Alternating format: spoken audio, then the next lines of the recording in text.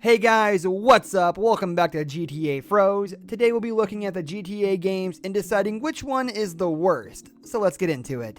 So obviously GTA San Andreas is not the worst GTA game ever because it's just very memorable. Does it have its flaws? No. For a game of its time and everything that's involved in it, not really. There aren't a whole lot of flaws if you want the truth. It's a pretty perfect GTA game, especially for the time era it was in, and just with everything going on, it's a good game all the way through and through. Definitely not the worst, and I don't think I've ever seen this game rated below top 3 in GTA lists anywhere. So definitely San Andreas is leaving a mark on everyone's hearts around the globe. Anybody who's played it knows it's a good game, and anybody who hasn't played it also knows it's a good game, and that's how you know it's not the worst GTA game to exist. GTA 5 is the next one coming up, and does it have flaws? Of course it does. I mean, the plot's kind of got a couple of holes in it.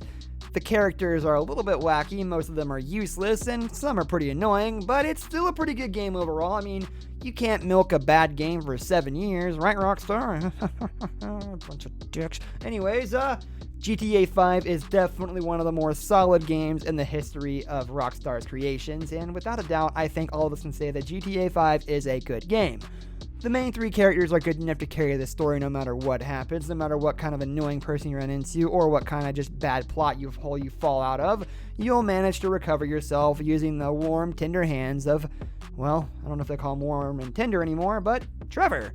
Trevor is a pretty good character just in general, even though he's a little bit insane. You gotta love the guy. He's hilarious, he's crazy, and he's all you need. He's just like that weird, lovable uncle that you don't actually love, but you know, he's cool and he's there and he makes you not want to die at family reunions, right? That's a thing.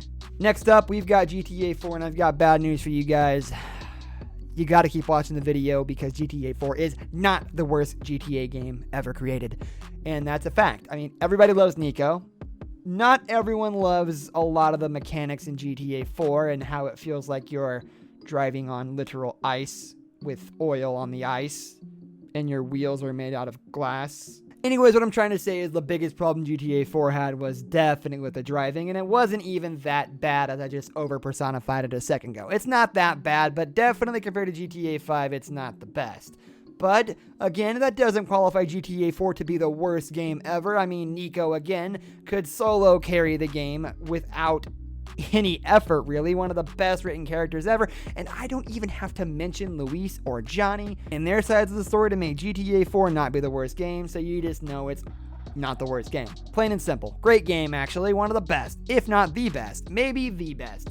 If you haven't watched the other video on which one's the best, it was GTA 4, so GTA 4 is the best.